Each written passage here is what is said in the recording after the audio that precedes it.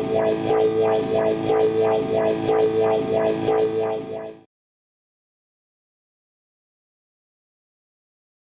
going on, guys? Brian from Zombie Guitar here. In this lesson I want to talk about sus chords, okay? So you have sus2 chords and you have sus4 chords. Alright, so the format of this lesson is number one, I'm going to show you what sus chords are and where they come from.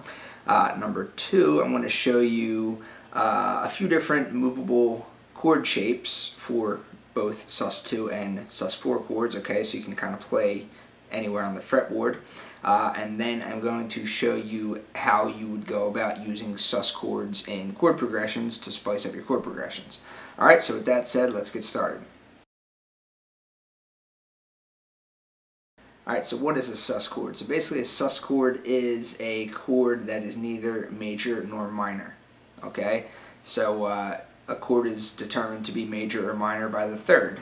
Alright, so a sus chord doesn't have a third. A sus chord has a root, and the third is then removed and either changed to a second or a fourth, and then you have your fifth. Okay, so instead of it being root third fifth or root flat third fifth for a minor chord, it's going to either be root second fifth or root fourth fifth. So that's basically the theory behind what a sus chord is. All right, so let's take a look at some of the movable shapes for these chords.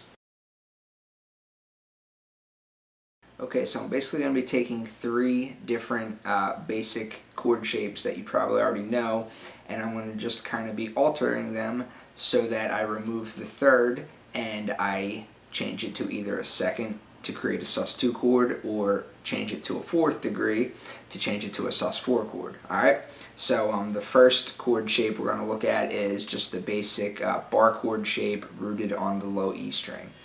Okay, so if you were to play a bar chord shape on the 5th fret here, rooted on the low E string, you would have an A major bar chord. Okay? Alright, so now instead of playing that full bar chord covering all 6 strings, I'm just going to play the high 4 strings, the E, B, G, and D strings. Okay, so you can also play that same A major chord like this. Alright, so within this shape, you have to locate the third, and then you can move it to either a fourth or a second degree to create the sus chords. Okay, so in this particular chord shape, the third is located here. All right, the third is located right underneath your middle finger. Okay, so in order to make that third into a fourth, you simply move it up one semitone. Okay, so it's.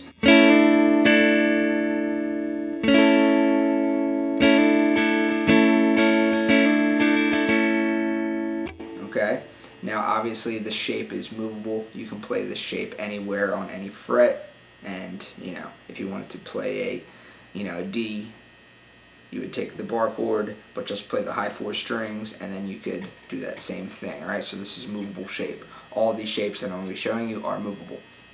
Alright, so that would be taking an A major chord and then turning it into an A sus4. Okay, so now if you wanted to turn it into an A sus2, you would basically, again, locate your third, and to create a sus2 chord, you're going to move the third down 2 semitones, okay? So to create a 4, you move it up 1 semitone. To create a 2, you move it down 2 semitones, alright? So your third is located here underneath your middle finger on the 6th fret. You move that down 2 to the 4th fret, and you have a new chord shape that looks like this. Now you can kind of just play just the high 3 strings on this one. You don't have to play all 4 because you still get all of your chord tones that are necessary. You have your root, you have your 5th, and you now have this second degree, which was a third, but now it's a second. So you can come from an A major to an A sus2 to an A major to an A sus4.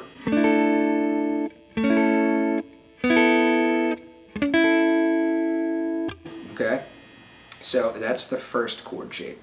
Alright, and you can move that anywhere you want up and down the neck. Alright, so the second chord shape we're going to do is going to be coming off of a major bar chord rooted on the A string, okay? So if you were to stay in the same 5th fret area here, okay, and play a bar chord rooted on the A string, a major bar chord, you would have a D major chord. Okay, and within this shape, your third, okay, your third of the chord is located on your B string right here. Okay, so that's the note that makes this a major chord. Okay, so if you move that third up 1 semitone to here, you can simply put your pinky down and you would have a D sus4 chord. Okay, now if you were to remove that and move it down 2 semitones, you would have a D sus2 chord. Okay, you can play that like this.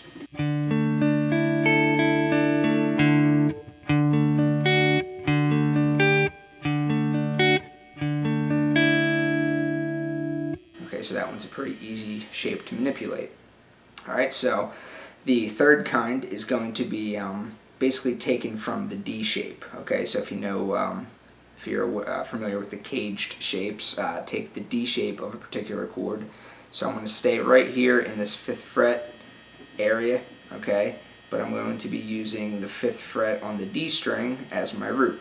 Okay, so when I do that and play the D shape, the result is a G major chord played in the D shape.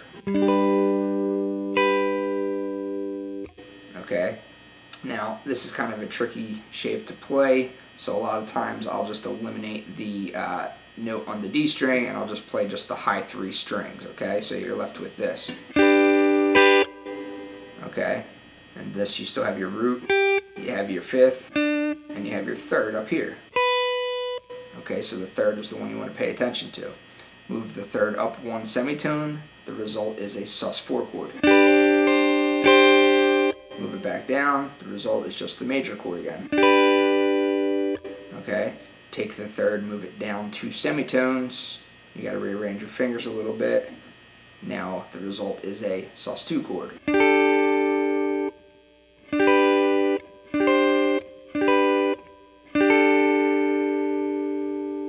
Okay, so you have this bar chord shape.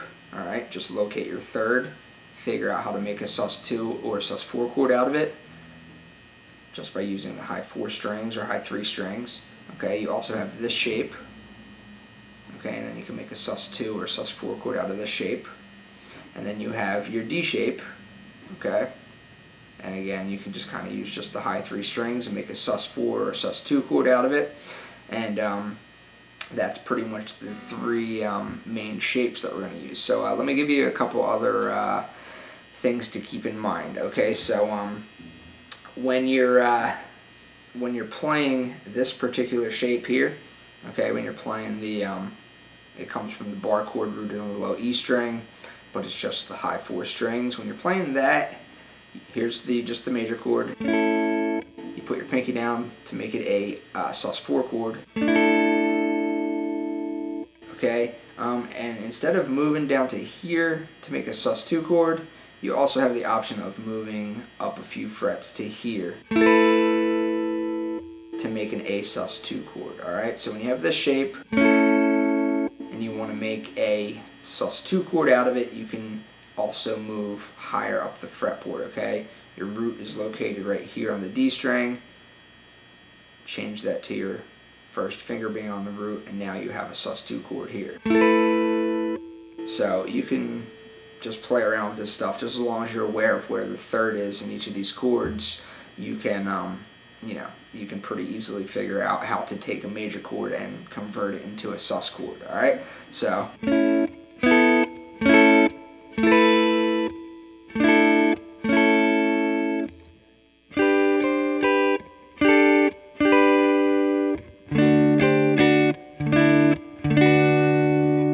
all these different sus chords. Alright, so the last section is basically how to go about using sus chords in songs or chord progressions.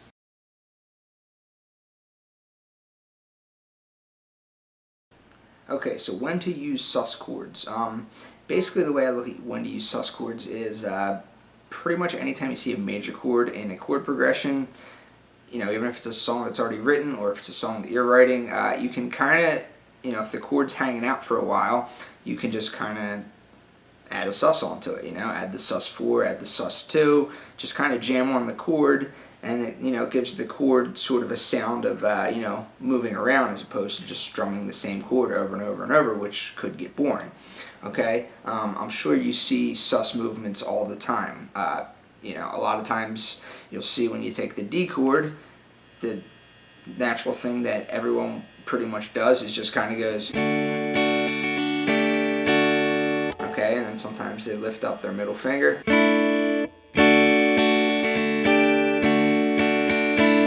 Okay, I'm sure you've seen a million songs that have that particular movement in it. Well, that particular shape is movable, can be played anywhere, and you can do the same thing, but you can do it on any chord. It doesn't have to be a D chord, all right?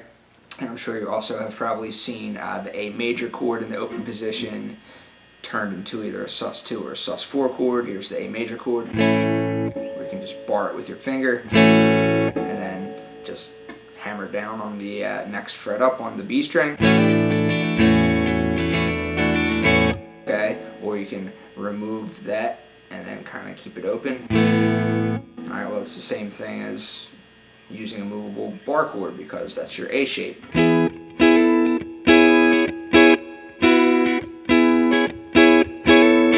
Okay, so you can just kind of play around with this stuff. It's anywhere you see a major chord, try it out. It's probably going to sound good. One cool example of it is the Doobie Brothers song, Listen to the Music. Alright, so basically that song is just played off an E chord, an E chord bar rooted on the low, an E bar chord rooted on the A string, okay? So, but instead of just playing it like this, he does a little sus there, okay? And he also does some kind of little hammer-on from the, you know, coming from the 9th to 11th.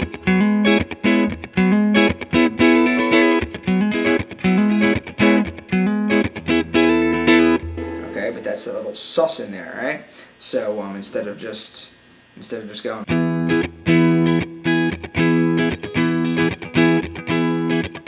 that little sus gives it that little movement and that signature sound that is the Doobie Brothers song. All right. So you know, you can make up a progression yourself. You could make up a chord progression that consists of a combination of major or minor chords, something like this.